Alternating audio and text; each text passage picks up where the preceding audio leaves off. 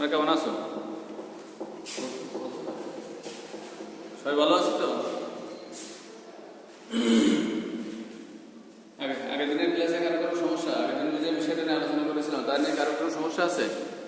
যদি সমস্যা থাকে তাহলে বলি, তাহলে আগে ওই ব্যক্তিগত সমস্যা দেখবো, তারপর আমরা নতুনে যাবো।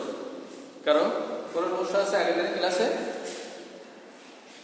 না, যদি কারো কোনো সমস্যা নেই আগের ক্লাসে, তাহলে আমরা নতুন টপিকে যাই, নতুন বিষয় আলোচনা করি। তোমাদের বাইরে আগেও বলছি, আবার স্মরণ করাই দিই। এখন নতুন একটা পদ্ধতি হয়েছে যে একসময় ছিল যে ফার্স্ট ইয়ার আলোচনা মানে থেকে কোশ্চেন হতো, সেকেন্ড ইয়ারে যদি সেকেন্ড ইয়ার থেকে কোশ্চেন হতো। কিন্তু এই বর্তমানে কলেজের অভ্যন্তরীণ পরীক্ষার সময় দেখা গেছে যে নতুন একটা সিদ্ধান্ত হয়েছে যে ফার্স্ট ইয়ারে ফার্স্ট পেপার থেকে কিছু চ্যাপ্টার আর সেকেন্ড পেপার থেকে কিছু চ্যাপ্টার, আবার সেকেন্ড ইয়ারে গিয়ে সেকেন্ড পেপার থেকে কিছু চ্যাপ্টার আর ফার্স্ট পেপার থেকে কিছু চ্যাপ্টার মিলায় কোশ্চেন হয়। কিন্তু বোর্ডে গিয়ে কিন্তু আবার pure first paper pure second পেপারের কোশ্চেন হবে। যেহেতু কলেজে অভ্যন্তরীণ পরীক্ষার সময় ফার্স্ট ইয়ারে 2 পেপার থেকে কোশ্চেন হয়, আবার সেকেন্ড ইয়ারে 2 পেপার থেকে কোশ্চেন হয়।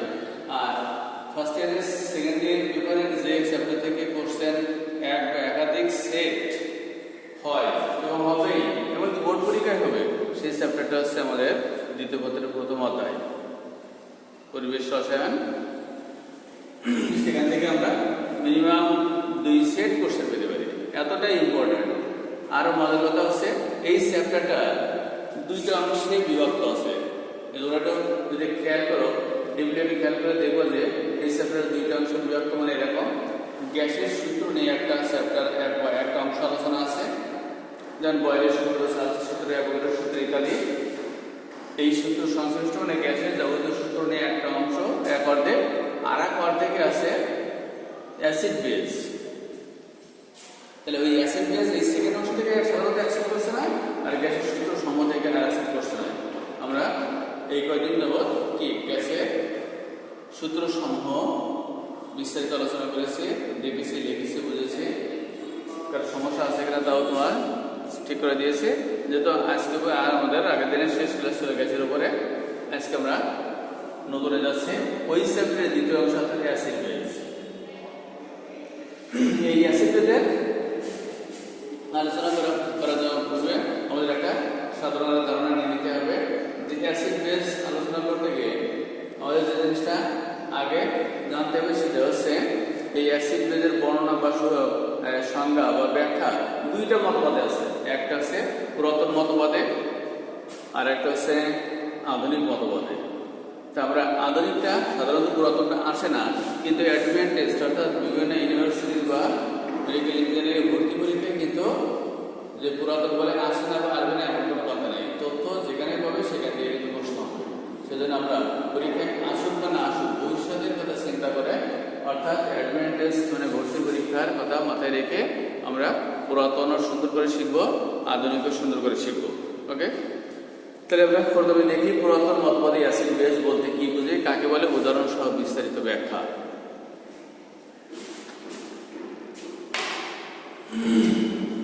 তাহলে আমরা দেখছি কোশ্চেন যে পুরাতন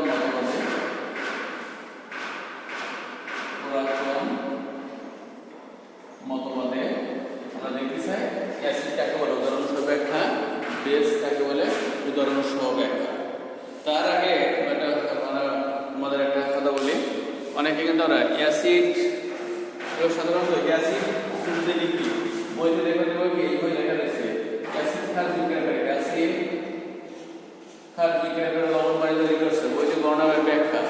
এখানে আমার ছোট একটা আছে অ্যাসিড নিঃসন্দেহে ইংরেজি শব্দ, আবার ক্ষার নিঃসন্দেহে বাংলা শব্দ। তা আমরা 2টা, একটা ইংরেজির একটা বাংলা না বলে আমরা চেষ্টা করবো এখন থেকে যদি ইংরেজি বলি 2টা ইংরেজি বলি, আর যদি বাংলা বলি 2টাই বাংলা বলি, নাহলে একটা ইংরেজি একটা বাংলা। বই হ্যাঁ অবশ্যই বইতে আছে, কিন্তু তোমরা ভেবে দেখো যে এটা কিন্তু যেমন সাধুচলিত ভাষা যেমন মিশ্রণ দূষণীয়, সেখানে ইংরেজি বাংলা কিন্তু আরো খারাপ লাগে, দেখতেও খারাপ, বলতেও খারাপ। এদের আমরা হয় 2টা বাংলা বলবো, আর না হয় 2টা ইংরেজি বলবো। তো অ্যাসিড যদি বলি তাহলে অ্যাসিড যদি বলি তাহলে বেস বলবো অ্যাসিড। তাহলে ইংরেজিতে লিখি আমরা অ্যাসিড কি বা কাকে বলে, তার আগে আমরা অ্যাসিড, অ্যাসিড এর বাংলা কি, এর বাংলা অর্থ কি, এর বাংলা অর্থ হচ্ছে অম্ল। আর যে শব্দটা বলে অ্যাসিড ক্ষার, অ্যাসিড ক্ষার, ক্ষার, এই যে ক্ষার বলি, দেখো অনেক করে অ্যাসিড অ্যাসিড অ্যাসিড বলতে বলতে একদম জীবন শেষ করে দিলাম। যে অ্যাসিডের বাংলা যে অম্ল, এটা কিন্তু অনেকে আমরা জানি না, অ্যাসিড জানি। আবার মজার কথা, অ্যাসিডের বাংলা অম্ল এটা যখন অনেকেই জানি না, তখন ক্ষার বাংলা জানি, এর ইংরেজি কি সেটা অনেকে জানি না। তোরা কি বলতে পারবা? এই সময় ইংরেজি শব্দটা খুব কম পরিচিত বা কম ব্যবহৃত হয়, এই জন্য বলতে না বলতে, ব্যবহার না করতে করতে এটা প্রায় অপরিচিত হয়ে গেছে আমাদের কাছে। যেমন বললাম এই অম্ল খুব অপরিচিত, কম ব্যবহৃত হয়, অ্যাসিড ব্যবহৃত হয় বেশি, ক্ষার ব্যবহৃত হয় বেশি, এই জন্য ইংরেজি কম পরিচিত। এই ইংরেজিটা আছে মনে রাখবো আমরা অ্যালকালি, অ্যালকালি মানে হচ্ছে ক্ষার। আর একটা কথা আমরা বলি যে ক্ষারক, এই ক্ষারক এর ইংরেজি কি, ক্ষারক বাংলা শব্দ এর ইংরেজি কি, ক্ষারের ইংরেজি যেমন জানলাম অ্যালকালি, তদ্রুপ ক্ষারকের নিশ্চয়ই একটা ইংরেজি শব্দ আছে, ওর বাংলা কি, ওর বাংলা হচ্ছে বেস, BAS, বেস মানে ক্ষারক। ওকে, এবার আমরা এক এক করে পুরাতন মতবাদে এগুলো শিখবো। এবার তোমাদের উদ্দেশ্যে একটা পরামর্শ থাকছে, ইংরেজি বলে দুটো ইংরেজি বলবো আর বাংলা বলে দুটোই বাংলা বলবো। আসি আমাদের পুরাতন মতে অ্যাসিড বা অম্ল কাকে বলে। অ্যাসিড বা অম্ল বুঝবো যে কি, ধর একটা উদাহরণ দেখি, তাহলে আর সংজ্ঞা তোমরা নিজেরাই ধরতে পারবা বা বলতে পারবা।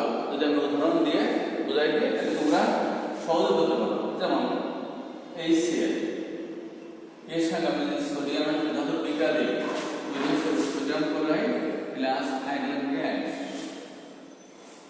আবার যদি সালফিউরিক অ্যাসিড HPSO4, এর সাথে আমরা যদি পটাশিয়াম ধাতুর বিক্রিয়া দিই, তাহলে তৈরি হতে পারে পটাশিয়াম বাইসালফেট আবার এবং হাইড্রোজেন। তাহলে এই দুটো বিক্রিয়ার জন্য একটু খেয়াল করি। আবার এর সাথে সালফিউরিক অ্যাসিডের সাথে আমরা যদি জিঙ্কের বিক্রিয়া দিই, জিঙ্ক ধাতুর বিক্রিয়া দিই, তৈরি হবে কি জিঙ্ক সালফেট প্লাস হাইড্রোজেন। এই দুইটা বিক্রিয়া যদি আমরা একটু ডিপলি খেয়াল করি, তাহলে পুরাতন মতবাদে অ্যাসিড বেস এর সংজ্ঞা আমরা ধরতে পারবো, বুঝতে পারবো। যেমন এই উদাহরণে দেখো এই সংজ্ঞাটা বের করা একটু কঠিন, কিন্তু এই পরের দিকে যদি দেখি, অর্থাৎ এইটা আর এটা তাহলে সহজে বুঝতে পারবো। দেখো এটা আমরা যদি বলি এই স্টেজ করে নাম কি, তোমরা কিন্তু সমস্যারে বলে বলবো নাকি সালফিউরিক অ্যাসিড। কেন ওটাকে আমরা আগে সালফিউরিক অ্যাসিড বলবো কেন? অ্যাসিড তো তখন বলবো, অ্যাসিডের কতগুলো নির্দিষ্ট বৈশিষ্ট্য বা ধর্ম আছে, যখন H2SO4 অর্থাৎ হাইড্রোজেন সালফেট অ্যাসিডের ধর্ম ও বৈশিষ্ট্য প্রদর্শন করবে, আমরা দেখব, তারপরেই না হাইড্রোজেন সালফেটকে আমরা অ্যাসিড সালফিউরিক বলবো। সে অ্যাসিড ধর্ম দেখাবে কি না, দেখালো না, তার আগে আমরা তাকে কেন বলবো? আগে বলা যাবে না, আগে সে অ্যাসিড হওয়ার শর্তগুলো পূরণ করতে হবে, তারপরে আমরা তাকে মন্তব্য করবো স্যার এই যে শর্ত পূরণ করেছে, সেই কারণে এদেরকে আমরা অ্যাসিড বলবো। যেমন এই হাইড্রোজেন এই সালফেটের নাম বলে হাইড্রোজেন সালফেট। এই হাইড্রোজেন সালফেটে হাইড্রোজেন পরমাণু আছে কয়টা? দুইটা। এই জন্য দুইটা হাইড্রোজেন পরমাণু আছে। এবার বিক্রিয়ার ফলে অন্য দিকে তাকিয়ে দেখো, পটাশিয়াম বাইসালফেটে এই হাইড্রোজেন সালফেট থেকে পটাশিয়াম যে বাইসালফেট আমরা পেলাম, সেখানে এই হাইড্রোজেন সালফেটে হাইড্রোজেন সাথে দুইটা, আর এখানে উৎপাদে হাইড্রোজেন সালফেট পটাশিয়াম বাইসালফেটে হাইড্রোজেন আছে একটা। তাহলে এই হাইড্রোজেন যুক্ত হাইড্রোজেন ছিল দুইটা, এখন আছে একটা। তাহলে আমরা কি বলতে পারি, এই হাইড্রোজেন যুক্ত যৌগের হাইড্রোজেন পরমাণু এই পটাশিয়াম নিঃসন্দেহে একটা ধাতু এবং অত্যন্ত সক্রিয় ধাতু। এই সক্রিয় পটাশিয়াম ধাতু দ্বারা ওই হাইড্রোজেন সালফেট বিদ্যমান দুইটা হাইড্রোজেনে একটা হাইড্রোজেন পরমাণু দেখো প্রতিস্থাপিত হয়েছে। আর এই 3 নম্বর বিক্রিয়া যদি খেয়াল করো, এই হাইড্রোজেন সালফেট যুক্ত যৌগে দুইটা হাইড্রোজেন পরমাণু জিঙ্ক, যাকে আমরা 10টা বলি, এটাকে একটা ধাতু, এই জিঙ্ক দ্বারা দুটোই কিন্তু প্রতিস্থাপিত হয়েছে। এর পার্থক্য কি জানো? যে এই হাইড্রোজেন যৌগের হাইড্রোজেনকে পটাশিয়াম ধাতু দ্বারা বা যে কোনো ধাতু পটাশিয়াম না যে কোনো ধরনের সক্রিয় ধাতু দ্বারা যে পটাশিয়াম নিতে হবে না সোডিয়াম নিতে হবে ক্যালসিয়াম নিতে হবে ধাতু দ্বারা যদি আংশিকভাবে প্রতিস্থাপিত হয় আর এই বিক্রিয়া দেখতেছে কি যে হাইড্রোজেন ধাতু দ্বারা কি সম্পূর্ণরূপে প্রতিস্থাপিত হয়েছে। তাহলে এই দুইটাকে আমরা যদি একসাথে গোছায় সুন্দর করে বাংলায় বলতে পারে তাহলে পুরাতন মতবাদে অম্লের সংজ্ঞা ছিল। বলতে পারবা কেউ? আমি বলবো ঠিক আছে। আমি ওই দুইটা তথ্যকে একসাথে গোছায় বলছি, তোমরা স্যারের সাথে সাথে মানে বলতে থাকো তবে একটু বুঝতে যাবে তাহলে আর কথা কথা বলা লাগবে যে কি বলবো হাইড্রোজেন যুক্ত যৌগ হাইড্রোজেন যুক্ত যৌগ যাদের হাইড্রোজেন পরমাণু ধাতু দ্বারা হয় আংশিক অথবা সম্পূর্ণরূপে প্রতিস্থাপিত হয় সেই হাইড্রোজেন যুক্ত যৌগকে কি বলে আমরা বলবো অ্যাসিড। আবার বলছে তবে এটা বুঝতে হবে হাইড্রোজেন একটা সোডিয়াম ধাতু দ্বারা সেই একটা সম্পূর্ণরূপে প্রতিস্থাপিত হয়েছে। এটা হচ্ছে ভুল তা না, কিন্তু এই যে ডিফারেন্স সহজ বোঝা যাচ্ছে আংশিক আর সম্পূর্ণ, কিন্তু এটা একবারে সম্পূর্ণ হয়েছে এই জন্য আংশিক দেখানো যায় না। এই ধরনের সঙ্গে একসাথে কি বলবো হাইড্রোজেন যুক্ত যৌগ যাদের হাইড্রোজেন পরমাণু ধাতু দ্বারা হয় আংশিক যেমন এইটা না হলে সম্পূর্ণ যেমন এইটা রূপে প্রতিস্থাপিত হয় সেই হাইড্রোজেন যুক্ত যৌগকে আমরা বলবো অ্যাসিড বা অম্ল। তাহলে সংখ্যার সাথে যে উদাহরণ মিলে যাচ্ছে সেই কারণে এই হাইড্রোজেন সালফেটকে আমরা এখন অ্যাসিড বলবো যার নাম দেওয়া হয়েছে সালফিউরিক অ্যাসিড। ওটা কি ক্লিয়ার সবার কাছে? খুবই সহজ, খুবই সহজ, একদম সহজ। আর আরেকটা কথা বলি উদাহরণ হিসেবে এটা দিতে হবে তা না, এই শর্ত পূরণ করে এমন যে কোনো হাইড্রোজেন যুক্ত যৌগ নিলেই তাকে আমরা অ্যাসিড বলবো। কিন্তু তাহলে এই মতবাদে পুরাতন মতবাদে অ্যাসিডের সংজ্ঞায় কি ধাতু দ্বারা হাইড্রোজেন প্রতিস্থাপিত হতে হবে তবেই না সে অ্যাসিড হবে। তার মানে হাইড্রোজেন না থাকলে সে অ্যাসিড হতে পারবে না। এই কথাটা যেমন চরম সত্যি, এর থেকেও একটা চরম সত্যি কথা আছে বা কঠিন কথা আছে, সেটা হলো হাইড্রোজেন না থাকলে যেমন অ্যাসিড হবে না তদ্রূপ হাইড্রোজেন থাকলে যে সেটা অ্যাসিড হবে এমনটিও হবার না। তবে যেমন এখানে আমরা যদি বলি এরকম CH4 মিথেন, এখানে হাইড্রোজেন একটা, এখানে দুইটা, এখানে দুইটা, এখানে আছে দেখো চারটা। তাহলে এখানে বলবো স্যার আপনি আগে যে উদাহরণ তিনটা দিয়েছিলেন হাইড্রোজেন একটা দুইটা ছিল ধাতু দ্বারা প্রতিস্থাপিত হয়েছে, এবার এখানে হাইড্রোজেন চারটা আছে দেখা মাত্র বলে বসে স্যার যে হাইড্রোজেন আছে তাহলে মিথেন একটা অ্যাসিড? মোটেই না, একদম ঠিক না। কেন ঠিক না?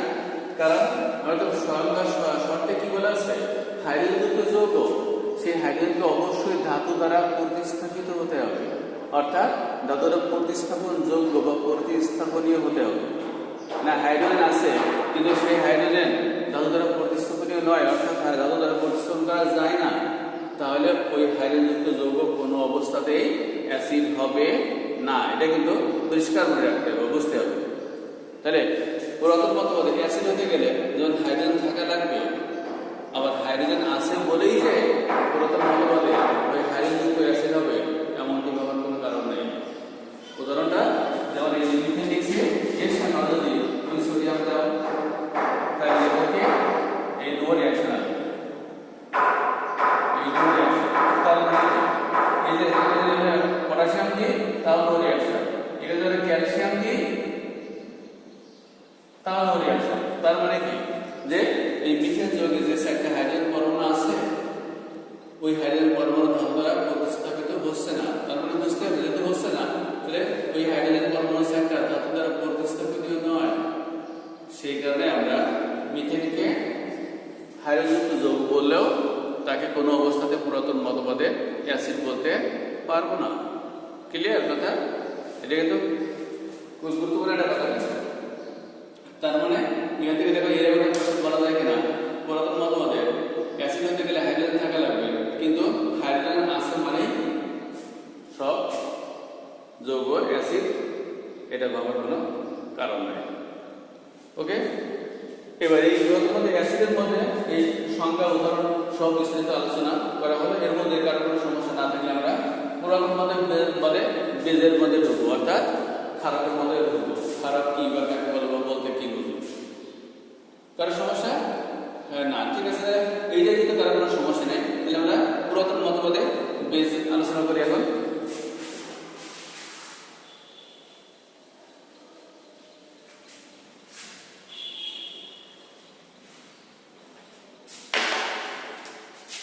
বেস এর অর্থ ক্ষারক। বেস এর অর্থ হচ্ছে ক্ষারক। কি বা কাকে বলে বা বলতে কি বুঝি, তাই তো? দেখি আমরা আগে করে। তাহলে আমরা অ্যাসিড কিন্তু মোটামুটি শিখে আসছি প্রথম মতবাদে। এবার প্রথম মতবাদে বেসের সংজ্ঞা বলা হচ্ছে অক্সাইড আয়ন বা হাইড্রোক্সাইড আয়ন যুক্ত যৌগ যাদের অক্সাইড আয়ন বা হাইড্রোক্সাইড আয়ন যুক্ত যৌগ যারা অম্লের সাথে, একটু আগে আমরা যে অম্ল বা অ্যাসিড শিখে আসছি, ওদের সাথে যারা এই অম্লের সাথে বিক্রিয়া করে লবণ ও পানি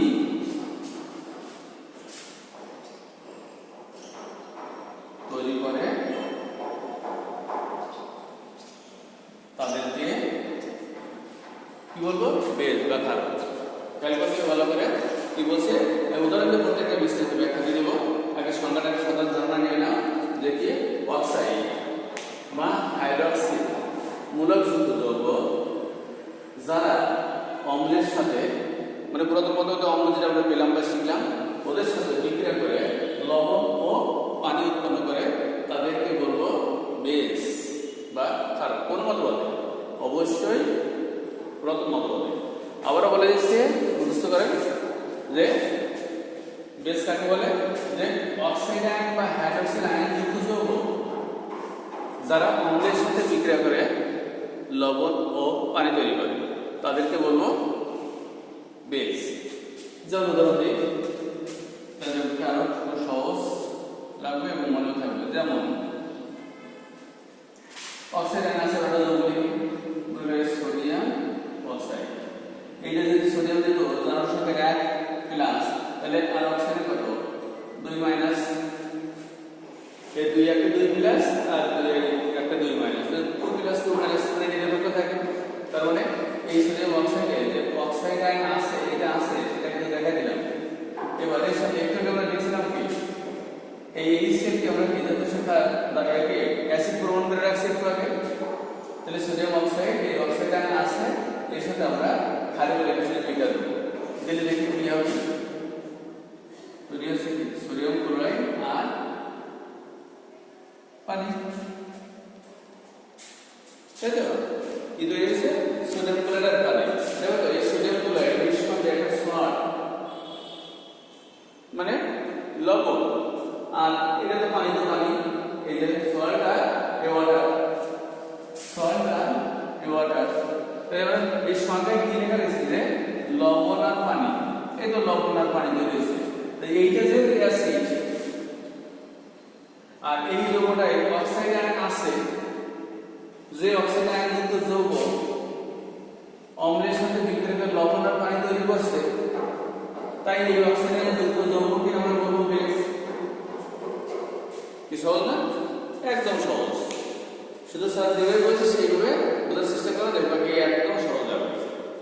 বই করা লাগবে না। কি বললাম? যে অক্সাইড আয়ন, এই অক্সাইড আয়ন যুক্ত যৌগ যারা অম্লের সাথে বিক্রিয়া করে লবণ আর পানি তৈরি করছে, তাদেরকে বলবো বেস। যেহেতু হাইড্রোক্লোরিক অ্যাসিড একটা অ্যাসিড, আর এটা অ্যাসিড না, যেটা আমরা জানতাম না, কিন্তু এটা অক্সাইড আয়ন যুক্ত যৌগ, এটা দেখতেই পাচ্ছি অম্লের সাথে বিক্রিয়া করে লবণ পানি তৈরি করছে।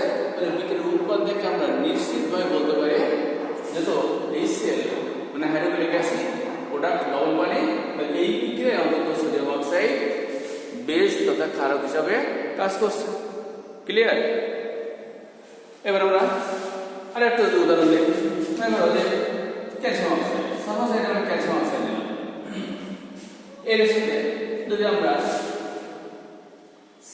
এই যে সালফিউরিক অ্যাসিড বিক্রিয়া দিয়ে H2SO H2SO4 আমরা যে ক্যালসিয়াম অক্সাইডের সাথে বিক্রিয়া দিয়েছে এই সালফিউরিক অ্যাসিড বিক্রিয়া দিলাম এবার তৈরি হচ্ছে কি এই ক্যালসিয়াম সালফেট আর এই পানি যেহেতু এই অ্যাসিড তৈরি হচ্ছে লবণ আর পানি তাহলে সংজ্ঞা মোতাবেক এই যে সংখ্যা মোতাবেক লবণ পানি তৈরি হবে অম্লের সাথে কার বিক্রিয়ায় ক্ষারকের বিক্রিয়ায় তাহলে এই বিক্রিয়া থেকে হবে সংখ্যা মোতাবেক ক্যালসিয়াম অক্সাইড নিঃসন্দেহে একটি ক্ষারক বুঝতে পারছি এবার কিন্তু একটা মনে দেখলাম ক্ষারকের অক্সাইডটুকু দেখলাম এবার দেখবো কি হাইড্রোজেন মূলযুক্ত যৌগ ওরাও নাকি ক্ষারক হিসেবে কাজ করে সেটা এবার আমরা প্রমাণ দেখবো এটা কি কার কোনো সমস্যা যদি এটা কোনো অক্সাইডের কোনো সমস্যা নেই অক্সাইড যেটা ক্ষারক সমস্যা নেই তাহলে এবার আমরা আরেকটা কথা এখানে একটা বলে রাখা ভালো যে এই যে অক্সাইড আমরা ক্ষারক দেখলাম এই দুটাই কিন্তু একটু খেয়াল করে দেখো ধাতুর অক্সাইড কিন্তু ধাতুর অক্সাইড আমরা এখানে বলে রাখবো যে কোনো অক্সাইড হলেই কিন্তু যে কোনো অক্সাইড হলেই কিন্তু যে তারা খারাপ হবে তা না যার আমরা যে এরকম কার্বন মনোক্সাইড লিখি কার্বন ডাইঅক্সাইড লিখি সালফার ডাইঅক্সাইড লিখি সালফার ডাইঅক্সাইড লিখি এরা কিন্তু অক্সাইড এরা আসলে খারাপ হবে না এখানেও কিন্তু একটা অক্সাইড হলেই শুধু হবে না এখানে একটা কন্ডিশন আছে খেয়াল করলে ধরতে পারবা এই যে দুটো অক্সাইড আমরা খারাপ প্রমাণ করতে সক্ষম হয় না এই অক্সাইডের দুইটা দেখো দুটাই কিন্তু ধাতুর অক্সাইড তাই না দুটাই কিন্তু ধাতুর অক্সাইড আর এইবারে খেয়াল করে দেখো প্রত্যেকটা কিন্তু অধাতুর অক্সাইড এটি এরা না তাহলে এখান থেকে কিন্তু আমরা একটা সিদ্ধান্ত আসলাম কি ধাতুর অক্সাইড সমূহ কি ক্ষারধর্মী আর অধাতুর অক্সাইড যে কোণধর্মী হ্যাঁ আমাদের শুনে রাখো এরা অম্লধর্মী কেন কিভাবে সেটা আমরা পরের ক্লাসে দেখবো এবার তাহলে আমরা চলে যাই হাইড্রোক্সিন মূলযুক্ত যৌগ যে এরাও যে ক্ষারক হতে পারে সেই প্রমাণে